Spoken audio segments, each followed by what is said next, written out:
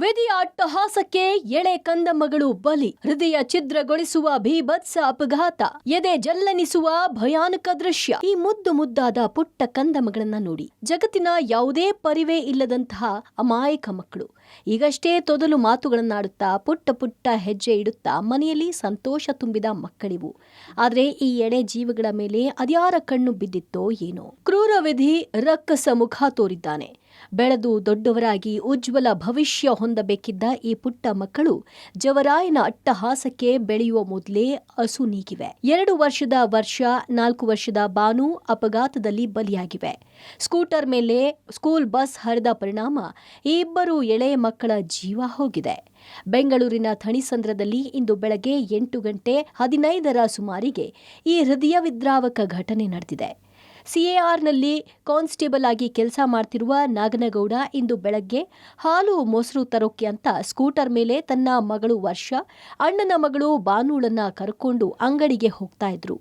ಈ ವೇಳೆ ಕಾರ್ನರ್ನಲ್ಲಿ ಬಂದ ಖಾಸಗಿ ಶಾಲಾ ಬಸ್ ಸ್ಕೂಟರ್ಗೆ ಡಿಕ್ಕಿ ಹೊಡೆದಿದೆ. ಡಿಕ್ಕಿ ಹೊಡೆದ ಬಳಿಕ ಬಸ್ ನಿಲ್ಲಿಸಿದ್ರೆ ಮಕ್ಕಳ ಜೀವ ಉಳಿತಿತ್ತು. ಆದ್ರೆ ಬಸ್ ಚಾಲಕ ಮಾತ್ರ ಮುಂದೆ ಸಾಗಿದ್ದಾನೆ. ಪರಿಣಾಮ ಮಕ್ಕಳು ಕೆಳಗೆ ಬಿದ್ದಿದ್ದು ಮಕ್ಕಳ ಮೇಲೆಯೇ ಬಸ್ ಹರಿದಿದೆ. 2 ಮುದ್ದಾದ ಜೀವಗಳು ರಸ್ತೆಯಲ್ಲೇ ಒದ್ದಾಡಿ ಪ್ರಾಣ ಬಿಟ್ಟಿವೆ. ಇನ್ನು ಬಸ್ ಕಂಡೊಡನೆ ನಾಗನಗೌಡ ಸ್ಕೂಟರ್ ನಿಲ್ಲಿಸಿದ್ದಾರೆ. ಆದರೆ ಬಸ್ ಚಾಲಕನ ನಿರ್ಲಕ್ಷ್ಯದಿಂದ ಪುಟ್ಟ ಮಕ್ಕಳು ಅಸು ನೀಗಿವೆ. ಹೋಗ್ತಾ ಇದ್ದೆ. ಮೊನ್ನೆ ನಮ್ಮ ಕ್ವಾರ್ಟರ್ಸ್ ಇದ್ದೆ, ಜಸ್ಟ್ ಒಂದು 200 ಮೀಟ್ರ್ ಅಲ್ಲಿ ಟರ್ನ್ ಇತ್ತು. ಟರ್ನ್ ಯಜಮಾನಿ ಸ್ಕೂಲ್ ವ್ಯಾನ್ ಬಂತು. ವ್ಯಾನ್ ಅದು ಸ್ಲೋ ಇತ್ತು, ಫಾಸ್ಟ್ ಏನಿರಲಿಲ್ಲ. ಸ್ಲೋ ಬಂದು ನಾನು ಲೆಫ್ಟ್ ನಿಲ್ಲಿಸಿದೆ. ನೀನು ನಿಲ್ಲಿಸ್ತಾನೆ, ಎಗ್ಗು ಡ್ರೈವರ್ ನಿಲ್ಲಿಸ್ತಾನೆ ಅಂತೇಳಿ ಅವ್ನು ನಿಲ್ಲಿಸ್ಲಿಲ್ಲ. ಹಂಗೆ ನೋಡಿನೂ ಮ್ಯಾಲೆ ಹಾಕೊಂಬಂದ. ಅದು ಟಚ್ ಆದ್ರೂ ಹಂಗೆ ಪೂರ ನಿಲ್ಲಿಸ್ತದೆ, ಹಂಗೆ ಮುಂದೆ ಬಂದ. ಅವ್ನು ಅಷ್ಟೊತ್ತಿಗೆ ಅಲ್ಲಿ ಆಟೋ ಹಿಂದೆ ಉದ್ಕೊಂಡ್ಬಂದಿದ್ದಂತೆ. ಅವನು ಆ ಸ್ಪೀಡಲ್ಲಿ ಅವ್ನು ಹಂಗೆ ಬಂದಿರ್ತಾರೆ.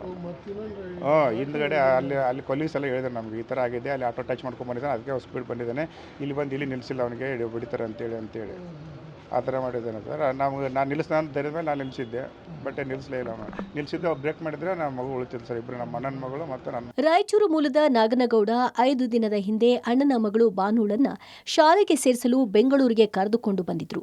ಆದರೆ ಕ್ರೂರ ವಿಧಿಗೆ ವರ್ಷ, ಬಾನು ನರಳಿ ಪ್ರಾಣ ಬಿಟ್ಟಿವೆ. ಇನ್ನು ಶಾಲಾ ಬಸ್ ಚಾಲಕ ಮಾರೆಪ್ಪನನ್ನ ಪೊಲೀಸರು ಬಂಧಿಸಿದ್ದಾರೆ. ಇನ್ನು ನಾಗನಗೌಡಗೆ 8 ವರ್ಷ ಮಕ್ಕಳಾಗಿರ್ಲಿಲ್ಲ.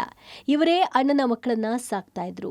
2 ವರ್ಷದ ಹಿಂದೆ ಹೆಣ್ಣು ಮಗು ಹುಟ್ಟಿತ್ತು. ಮನೆಯಿಂದ ಜಸ್ಟ್ 200 ಮೀಟರ್ ಅಷ್ಟೇ. ನಮ್ಮ ಮನೆಯಿಂದ ಕ್ವಾರ್ಟರ್ಸ್ ಇದೆ 200 ಮೀಟರ್. ಹಾಲು ಮೊಸರು ತರ್ಕೊಂಡು ಅಂಗಡಿಗೆ ಹೋಗ್ತಾ ಇದ್ವಿ. ಸ್ಕೂಟಿಯಲ್ಲಿ ಕುಣಿಸ್ಕೊಂಡು ಆ ಗಾಡಿ ನೋಡಿ ನಾನು ನಿಲ್ಲಿಸಿದೆ ಸರ್. ನಾನು ನಿಲ್ಲಿಸಿ ಹೆಂಗೆ ನಿಲ್ಲಿಸ್ತಾನಲ್ಲ, ಸ್ಟಾಪ್ ಮಾಡ್ತಾನೋ ಧೈರ್ಯದ ಮೇಲೆ ನಿಲ್ಲಿಸಿದ್ವಿ. ಅವ್ನು ನಿಲ್ಲಿಸ್ಲಾದ್ರೆ ಹಂಗೆ ಪೂರ ಮೇಲೆ ಹರ್ಕೊಂಬಂದ್ಬಿಟ್ಟು ನಾನು ನಿಲ್ಲಿಸಿದ್ವಿ ಸರ್. ನಾನು ನಿಲ್ಲಿಸಿದ್ದೀನಿ, ಗಾಡಿ ನಿಲ್ಲಿಸ್ಬಿಟ್ಟೆ. ನಾನು ಅವನು ಸ್ಲೋ ಮಾಡ್ತಾನೆ ಅಂತೇಳಿ ನಿಲ್ಲಿಸ್ಬಿಟ್ಟೆ. ನಮ್ಮ ತಲೆಗೆ ಇಟ್ಬಿಟ್ಟು, ತಲೆಗೆ ಮತ್ತೆ ಟೈರ್ ಹಚ್ಚಿಬಿಟ್ಟ. ಘಟನಾ ಸ್ಥಳಕ್ಕೆ ಉತ್ತರ ವಿಭಾಗದ ಸಂಚಾರಿ ಪೊಲೀಸರು ಡಿಸಿಪಿ ಭೇಟಿ ನೀಡಿ ಪರಿಶೀಲನೆ ನಡೆಸಿದ್ದಾರೆ. ಮಕ್ಕಳ ಮೃತದೇಹವನ್ನ ಯಲಹಂಕ ಸರ್ಕಾರಿ ಆಸ್ಪತ್ರೆಗೆ ಸಾಗಿಸಿ ಪೋಸ್ಟ್ ಮಾರ್ಟಂ ಮಾಡಲಾಗಿದೆ.